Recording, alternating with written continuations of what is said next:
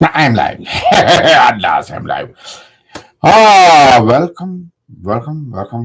Good morning, everyone who probably is watching or will be watching down the road. But it's right now, good morning. But if you're watching in the afternoon, good afternoon. If you're watching in the evening, good evening. If you're watching late at night, enjoy the night.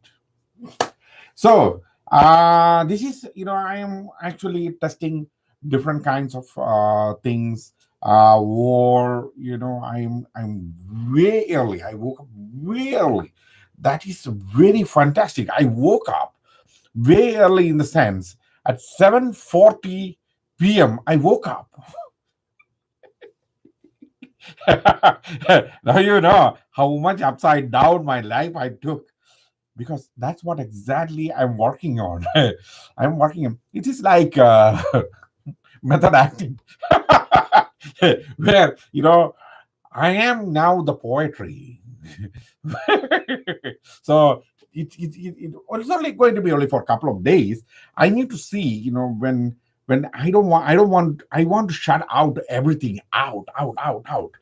It's not part of the detachment I was talking earlier in a couple of shows before.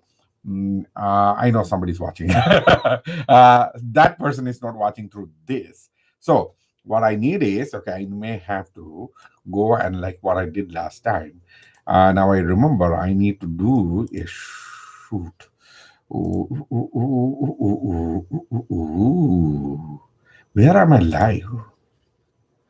No, I'm in Lonely Poet. Okay, okay. Do. I need to get into my channel. I cannot get into my channel now. Okay, I have to open in. Okay, my channel. Okay, now I have to come here. Ooh, it will echo like hell. Because my mic is on. Keep that on, and it did nothing. Sometimes the western wind brings me the smell of spring. No, still didn't. There you go. Let me post this, then I will come back to it, because I have a couple of poems which I'm trying to read. This may actually get all bumbled up, because I say bumbled up, it's actually jumbled up in my mouth. But it's these poems are really fascinating. So let me post this. I'm going to come back to you. Okay, let me do this. Then I have to go and do another thing. And blog to social, because I need to one shot into all the social networks. I'm trying to do something like I looked around, because when I'm actually posting things on Instagram, there things are not good. The problem is it actually produces no link. So people who are actually seeing my picture and things, they know that there is a show, but where the hell is the show? So I don't know how do I do that. I may have to inadvertently go and promote my show, but the promotion can only be targeted to specific audience. Uh, Usually my promotions don't even show up in front of the people. So I was like, what am I supposed to do about all that? And it's a crazy thing. And I may have to put for Instagram, yeah, this guy need to have a space. That's something which I'd seen. Let me see, and I'm going to post this. Yeah, Instagram. So I checked around, for apps. Somebody need to actually make I don't think Instagram allows to put any links there, but I think we can actually put in like there's something like Learn More or Book Now or things like that they have. Probably I may have to get that ability and make sure that it automatically get promoted. How do I do that? I know. I tried talking to somebody who didn't understand what I said. uh, so here we go, and okay, so that's done. So we are here now to what we are trying to achieve with this show. Okay, let me turn off all that. Achieve with this show. Um, Main idea. I don't want to see myself. I actually turn myself out. The main idea is to take a couple of poems which I learned when I was a child. Not a child means a baby. At a baby, I'm not going to learn poetry. But when I was in like middle school and high school, now you can understand the standard of English we actually went through, because this particular poem, which I'm going to read, the first poem by P.B. Shelley, is something which I studied when I was in like eighth grade or seventh grade.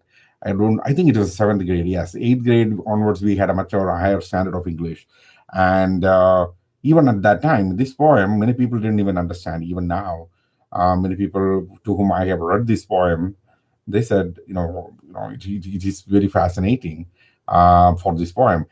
Now the thing is, there's a person who's actually watching me through that, and I know that's happening right now, and that person is not understanding what the heck am I talking about, because there is no audio that will go through that camera.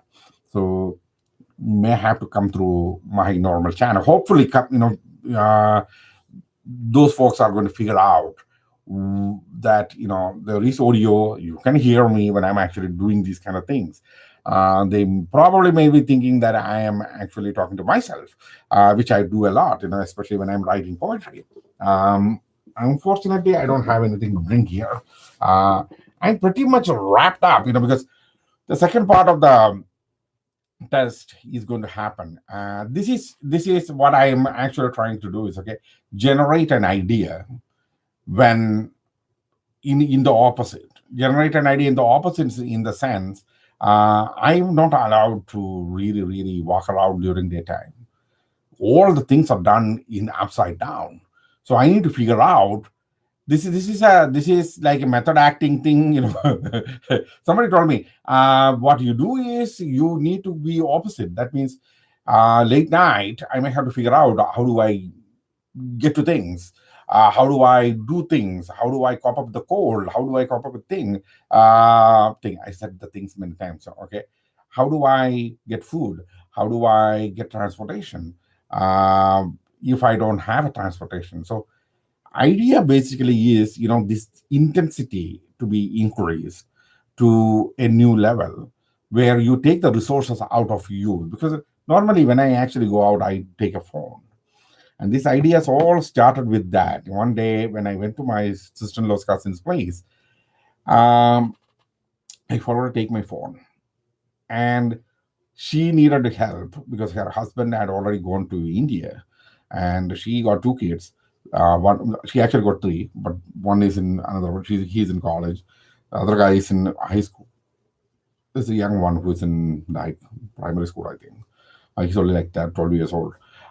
So he want to go to a piano class. I have to go and pick him up. So that's the idea. But I don't have a phone, so I cannot call her. So by the time I reach home and taken, she's not. She's in the hospital. She's a doctor. So I took the guy and I put him there. Then I took a ride. Then I realized, stupid me, I don't have anything to communicate with. Even if I don't know where exactly I dropped him, I'm in trouble because I don't know where, I don't know how to get back to where I am.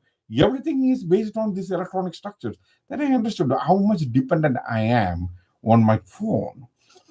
And I am a master of backups. For everything there's a backup, and my backup for the phone is not with me. Usually my tablet is my backup for the phone. I can go to any Starbucks or any place where there is a public internet.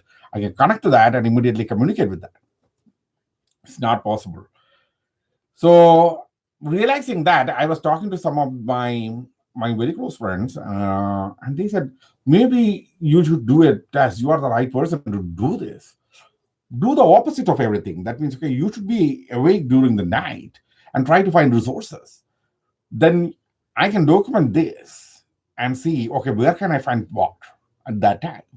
That is one idea.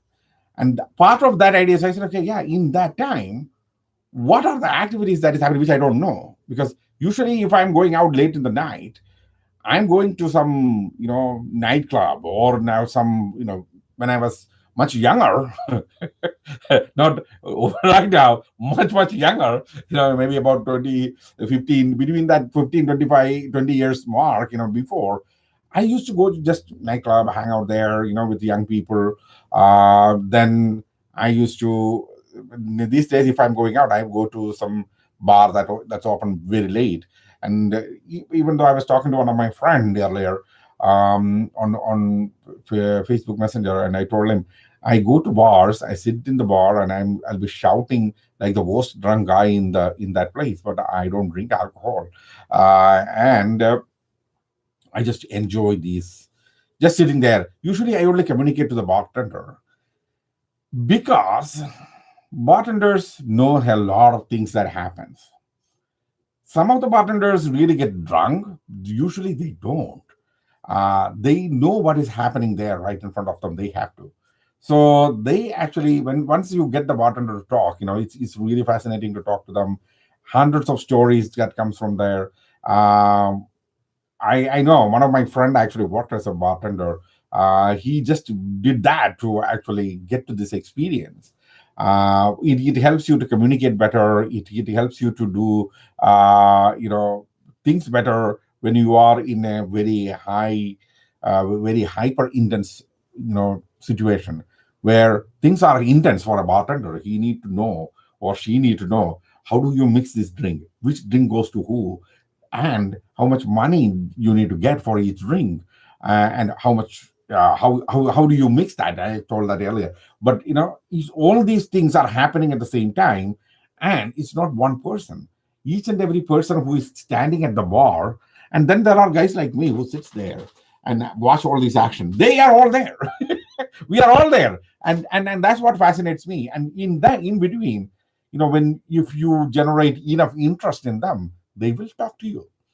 They will definitely talk to you, and that's the best part of this. And I have seen, the first person I really communicated like that was a girl called Sarah. She used to work at a bar called Victor's. That was in back in 1998, 99 time.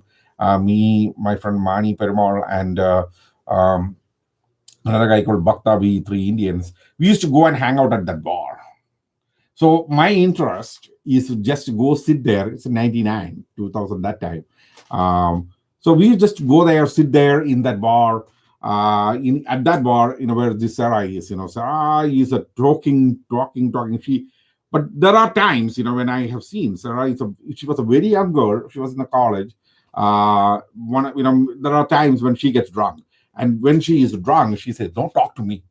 And when she says, "Don't talk to me," I will be like, "Done, man." Buddy, let's go. Because then I know, okay, yeah, there's no way she's going to be in a normal sense. That means she's going to say bad things. She don't want to say bad things at me. Never used a one word of profanity at her or she at me. We never ever quarreled. In our entire time. I mean, more than a year, I used to just hang out at that place. Never. And when I actually left Milwaukee, the last thing she always used to admire, I used to wear a cowboy hat. She used to admire, that's perfect hat. She used to pull that hat. And I'm pretty much one of the rarest guys they allow to wear a hat. At that time, they used to allow me to wear a hat. They don't allow everybody to wear a hat. Especially if it is a team hat, they still won't allow, even for me. Uh, and when I was actually leaving, I did two things. I had a something like a walnut like thing, and nothing. It's an Irish thing, which I used to wear as a pendant, and this hat. I gave her both and left. So I remember. So that's what I'm thinking. This communication. In that process, I was actually reading a couple of times, these poems. One of them is "Song to the Men of England" by P.B. Shelley, and it's an interesting poem.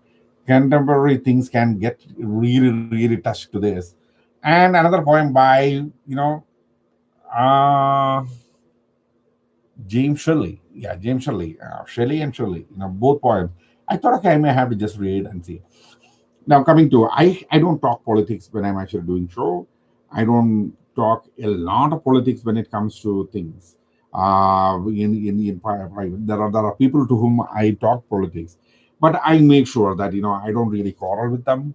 Um, there are people who politically attack me, and I think a couple of days back I said, when I did a show, that I'm going to be ending the whole profanity run with me. Whatever that comes into my mind, I speak to people, uh, and even in Facebook, and before that in Zanga.com, you know, I used to scare people like hell, by saying whatever that comes into my mind. Um, there are a couple of people, on Facebook. I have like a big list of people I blocked on Facebook because of that.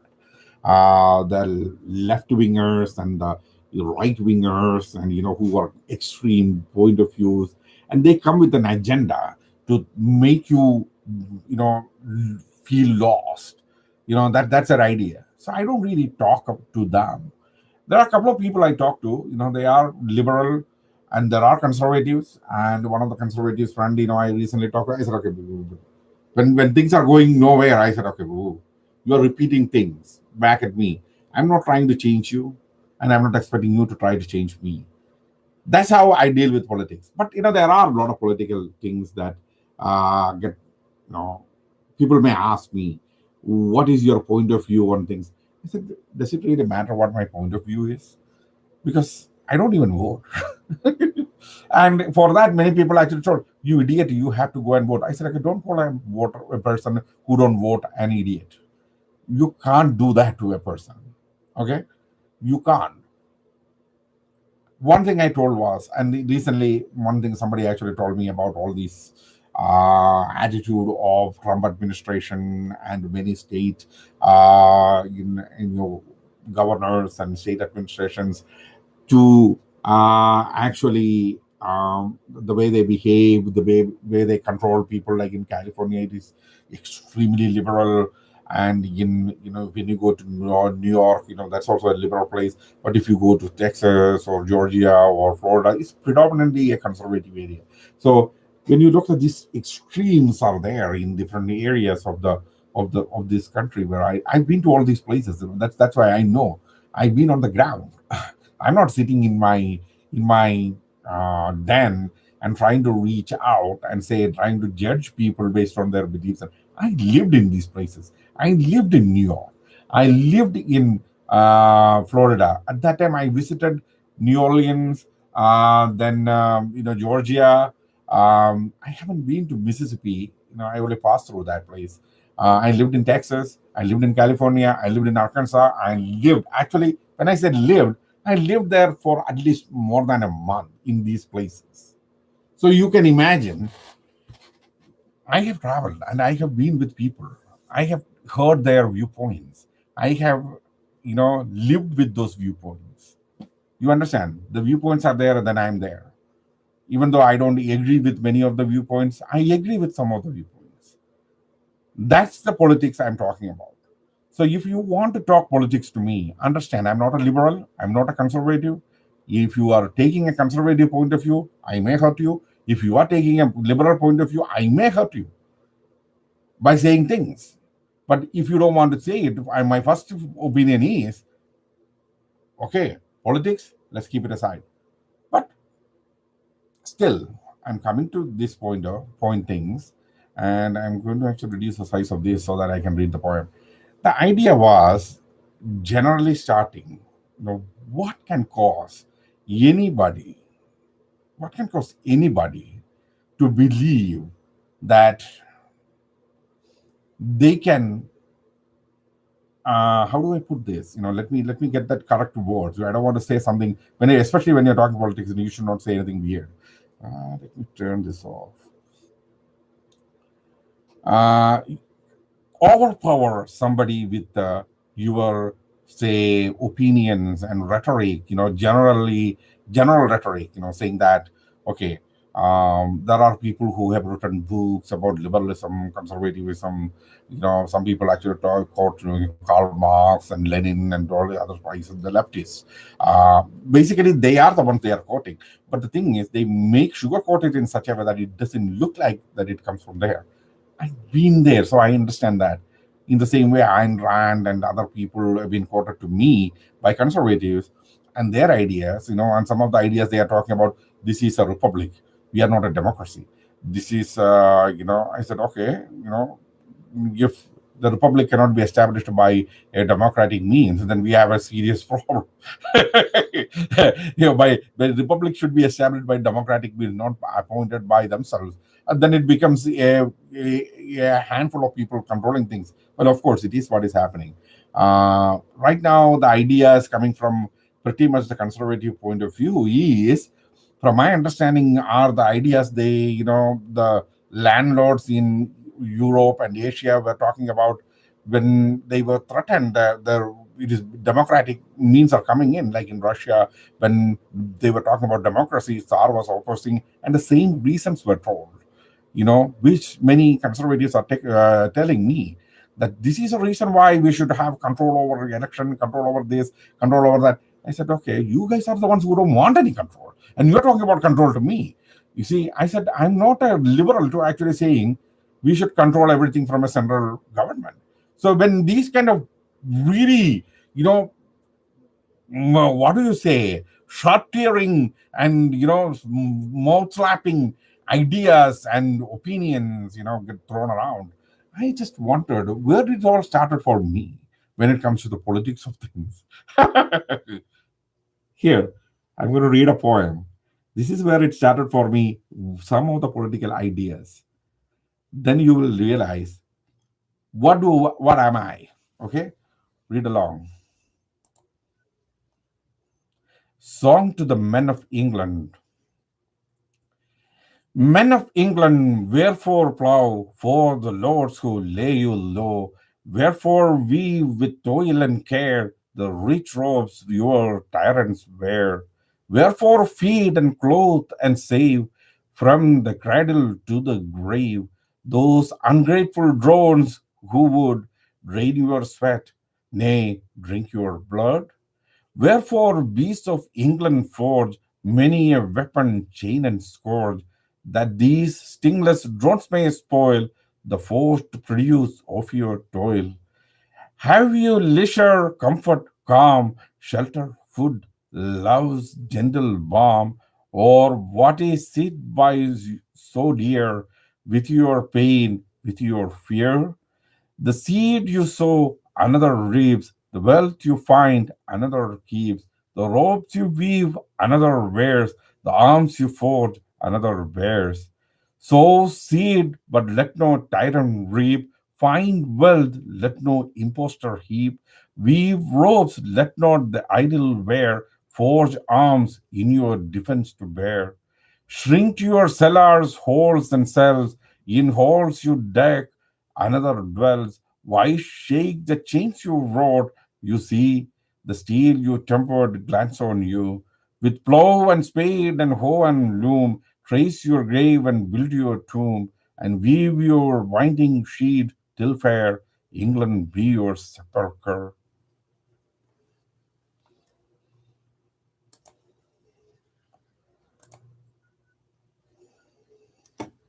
This poem was actually published, not originally when Shelley was alive, it wasn't published. This poem was originally published by his wife after he passed away. And there are many poems. There were many changes when you go through that book. There were many changes. If you go to riazahmad.com, this book's link was actually posted there. This is available in public domain. Complete works of P.B. Shelley. P.B. Shelley is a poet, who had written vivid poems. Some of them were very political when he was in Italy. I think he went to Italy and he wrote a lot of poems there about what is going on in England. This is when he was in Spain, I think. Yeah. His some when I was very young, one of my teacher, I think his name was Ramachandran Nair. He was a he was very prolific, and he had a widely read person. I don't think I have ever seen anybody, even in the Western world, who is as read as him. I try to read as much as possible, and because of his guidance. And he used to say, "You see, if you are a poet, when you look at Shakespeare, when you look at Wordsworth, uh, amazing poets. Their mastery of language is way beyond anybody's grasp. Okay, if you can get a half of there, you're good. Okay, you're extremely good. Okay, but no way. It's their mastery of that language. When I say mastery of language, it is, I'm not going to deviate from the subject. When I'm actually saying mastery of language, it's not like the grammar and how to structure. When you look at Shakespeare's sentence structuring and grammatical usage, you put it through the Microsoft Word, you will get like 200 errors in one of his in 10 pages of his poem. Because of grammar. They think this grammar is wrong, that grammar is wrong. No, you don't care about all that. When you are a poet, you don't care about all that. But when it comes to Shelley, the vividness, the subjects he had actually taken from different parts of the society and then address it, you know that Keats, he had actually used mythological references to address social issues, as well as Shelley. These guys actually went after these things, and they were living in an era when things were really evolving. Now this is where I'm coming to. I recently, I met some really, really interesting people, even though I have to say, I'm not close to any of these people. One of them was a craft maker, and that person got interested in last while, the future dream. Uh, that person said, I said, you told me this, but you know what, using your crafts, what change you can make in social structure. I've been with that person for a little while, and how that change happens. And it's not like a political change you're talking about. This person actually goes to, and it's not like I've been personally with them, with that person. She lives in another state, pretty far away from me. I would like to even accompany her to what she does. She goes to these old homes, where old people's, lives. I mean, nursing homes where many of the people have serious issues with, you know, memory issues and other things, and many are really sick. She goes them and to do her craft work through them. So some of they help her. She said it's so much rewarding when what then she spends a lot of her money for their welfare. And it's so fascinating, and especially during this time of the year, where people need to spend a lot of their money, and because it's very cold. And I've seen, I want to do a lot of help on that. I'm doing to do everything I can, because in Milwaukee, when these days are extremely cold. I mean, it's only in the 20s, and the wind chill is making it all feel like only in the single digits. So yesterday I was watching the news, and they were showing there were people living in tents under bridges and all process. They are living there, and it seems there are thousands of people. I mean, it's not even hundreds. I mean, there are like thousands of people in and around this area in southeast Wisconsin who are totally homeless. And when it became winter, they have nothing. They only have these tents. And some of the one person actually I've seen on TV, it was heart wrenching, because that person was saying, I only have a blanket. And I was like, that is a reality. Then when I heard this, when this lady heard it, she's like, do what you can. And the Milwaukee County is actually going to do, they're going to take vacant houses or things like that, which they are under their control. They're going to take those and going to use that. And probably, we will be able to find those things, those places where vacant buildings, where they can be accommodated, in this winter. And maybe find some permanent solutions. I have some contacts, where I can actually find some help for them, some funding where vacant lands. There are places where the county really holds a lot of vacant lands. It's like plots, where buildings have been burned down and people abandoned the area and left. They used to auction it. Instead of doing that, don't auction it. Maybe make something like these tiny homes and put them there, so that when this kind of situation happens, people can come there, stay there. Once they stay there, they can move. Maybe they can make an arrangement, something like, once you are on your own, you should be able to pay back some of those, like, the Affordable Care Act, where when you are not working, you have health care. but the government will provide you. Once you are out of that, then you have to pay taxes for it. In the same way, there should be a way they can pay back to this instead of taking everything free. So it pays back. So that's some of the programs, they were talking about. Why don't you do this? Why do you do that? I cannot make all that happen. I don't have a lot of political influence. Those kind of things actually brought political thoughts too. So this poem actually comes to actually say, saying, how did people ended up in the street? They lost something. Okay. And how did it all happen? Each person have their own story. But in one way, when people like you, me, who are not part of that group, it may take only this much of change in your life to reach there. They were all like you and me, sitting in houses, and grew up with good education. They are educated people. They are not uneducated people. They are not of a specific one race. They are of all races who are out there for whatever reason. But it doesn't matter what reason took them there. What really matters is how you can lend a hand on them. Those kind of thoughts is what brought me to this point. Where did this all start for me? We have some sort of social awareness that there are things happening out there. The next poem is a different one, which I'm going to actually read. I don't want to take too much of time here. Let me go into it. I don't know whether I can, this one. I might have to adjust this a bit. This poem is sitting in another website, even though I know this poem. Let me adjust it. Yeah, I think I can read it like this. Okay. I'm going to read this poem. This is called Glories of Our Blood and State.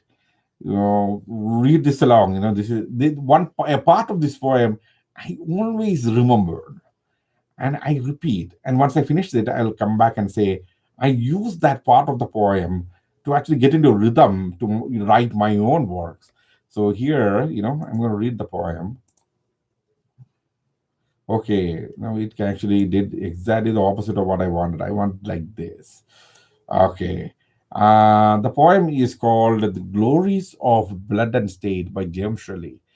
The glories of our blood and state and shadows not substantial things. There is no armor against fate that lays its icy hand on kings. Scepter and crown must tumble down, and in the dust be equal made with poor crooked scythe and spade. Some men with swords may reap the field and plant fresh laurels where they kill, but their strong nerves at last must yield. They must one, they must but one another still. Early or late they stoop to fate. They must give up their murmuring breath when they pale captives creep to death. The garland wither on your brow, then boast no more your mighty deeds. Upon death's purple altar now, see where the victim bleeds. Your head must come to the cold tomb, only the action of the just smell sweet and blossom in their dust.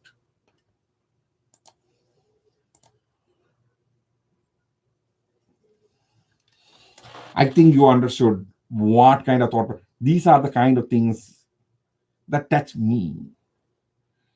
People, they matter. And I'm once more urging everyone, it's not going to take a lot for you to be kind. You have to go out. And in my nightly trips around, even though it is extremely cold, to see what is going on out there, I understand. When you smile at a totally stranger, when you see that reaction, then you will understand through you a pure spirit is originating at very moment. That's how you became good. Thank you, and you have a wonderful day.